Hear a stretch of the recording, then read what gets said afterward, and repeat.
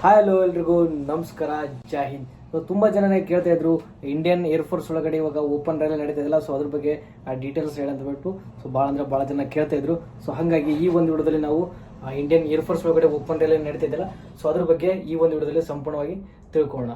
ಹಾಗೇನೆ ಯಾರೆಲ್ಲ ನಮ್ಮ ಒಂದು ಯೂಟ್ಯೂಬ್ ಚಾನಲ್ಗೆ ಹೊಸರು ಬಿದ್ರು, ಸೊ ಇವಾಗಲೇ ಹೋಗ್ಬಿಟ್ಟು ನಮ್ಮ ಒಂದು ಯೂಟ್ಯೂಬ್ ಚಾನಲ್ನ ಸಬ್ಸ್ಕ್ರೈಬ್ ಮಾಡ್ಕೊಳ್ಳಿ. ಹಾಗೇನೆ ಈ ಒಂದು ವಿಡಿಯೋಕ್ಕೆ ಒಂದು ಲೈಕ್ನ ಮಾಡಿ, ಹಾಗೇನೆ ನಿಮ್ಮ ಫ್ರೆಂಡ್ಸ್ ಕೂಡ ಈ ಒಂದು ವಿಡಿಯೋನ ತಪ್ಪದೆ ಶೇರ್ನ ಮಾಡಿ.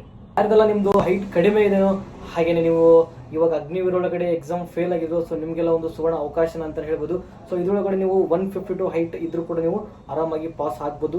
ಹಾಗೇನೆ ಎಜುಕೇಶನ್ ನೋಡೋದಾಯ್ತಪ್ಪ ಅಂದ್ರೆ ಎಜುಕೇಶನ್ ನಿಮಗೆ 12th ಪಾಸ್ ಆಗಿರ್ಬೇಕು. ನೀವು ಸೈನ್ಸ್ ಆದ್ರೂ ಮಾಡಿರ್ಬೋದು, ಆರ್ಟ್ಸ್ ಕಾಮರ್ಸ್ ಯಾವುದಾದ್ರೂ ನೀವು ಇದ್ರೊಳಗಡೆ ಮಾಡಿರ್ಬೋದು. ಆಮೇಲೆ ಇದಕ್ಕೆ ಯಾವುದೇ ರೀತಿ ಅಪ್ಲಿಕೇಶನ್ ಹಾಕೋದು ಇರೋಂಗಿಲ್ಲ. ಇದು ಡೈರೆಕ್ಟ್ ಓಪನ್ ರೈಲ್ ಇರುತ್ತಂದ್ರೆ ನೀವು ಡೈರೆಕ್ಟಾಗಿ ಅಲ್ಲೇ ಹೋಗಿ ಅಪ್ಲಿಕೇಶನ್ ಹಾಕಬೇಕು. ಅಪ್ಲಿಕೇಶನ್ ಹಾಕಿದ್ರೆ ಡೈರೆಕ್ಟ್ ಜಸ್ಟ್ ಡಾಕ್ಯುಮೆಂಟ್ಸ್ ಕೊಡುತ್ತೆ.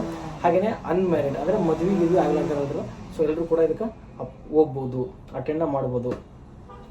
ಇದು ಎಲ್ಲಿ ನಡೀತದಪ್ಪ ಅಂದರೆ ಪ್ರೆಸೆಂಟ್ ಇವಾಗ ಚೆನ್ನೈ ಒಳಗಡೆ ನಡೀತಿದ್ದು.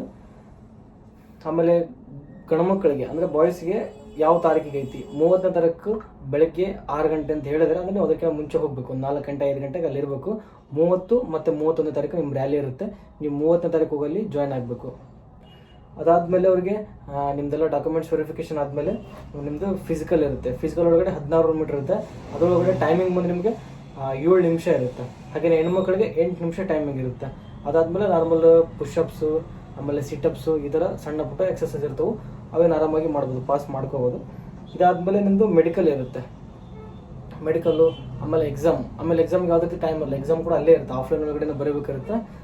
ಆಫ್ಲೈನ್ ಒಳಗಡೆ ನೀವು ಎಕ್ಸಾಮ್ ಅಲ್ಲೇ ಬರೀಬೇಕು. ಅದಾದಮೇಲೆ ಹೆಣ್ಮಕ್ಳಿಗೆ ಯಾವ ತಾರೀಕು ಐತಪ್ಪ ಅಂದರೆ 5ನೇ ತಾರೀಕು ಅವರು ಅಲ್ಲಿ ಇರಬೇಕು. ಹಾಗೇನೆ ಅವ್ರ ರ್ಯಾಲಿ 6ನೇ ತಾರೀಕು ಇರುತ್ತೆ. 5 ಮತ್ತು 6ನೇ ತಾರೀಕು ಅವ್ರದ್ದು ರ್ಯಾಲಿ ಇರುತ್ತೆ.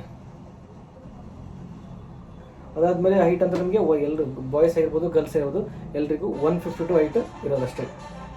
ಆಮೇಲೆ ಇದರೊಳಗಡೆ ಎಕ್ಸಾಮ್ ಯಾವುದೇ ಕಾರಣಕ್ಕೂ ಕನ್ನಡದಲ್ಲಿ ಇರೋಂಗಿಲ್ಲ, ಇಂಗ್ಲೀಷ್ ಅಥವಾ ಹಿಂದಿ ಇವೆರಡು ಲ್ಯಾಂಗ್ವೇಜಲ್ಲಿ ಎಕ್ಸಾಮ್ ಇರುತ್ತೆ. ಯಾವುದೇ ರೀತಿ ಈಗ ಲಾಸ್ಟ್ ಟೈಮಲ್ಲಿ ಐತಲ್ಲ ಕನ್ನಡ ಲ್ಯಾಂಗ್ವೇಜ್, ಆ ಥರ ಕನ್ನಡದಲ್ಲಿ ಇರೋಂಗಿಲ್ಲ. ಇದು ಕರೆಕ್ಟ್ ಲೊಕೇಶನ್ ಎಲ್ಲಪ್ಪ ಅಂದರೆ ಕರ್ನಾಟಕ, ಚೆನ್ನೈ, ತಮಿಳುನಾಡು. ಸೊ ಇದು ಅಲ್ಲಿ ಎಕ್ಸಾಮ್ ನಡೀತಿರೋದು.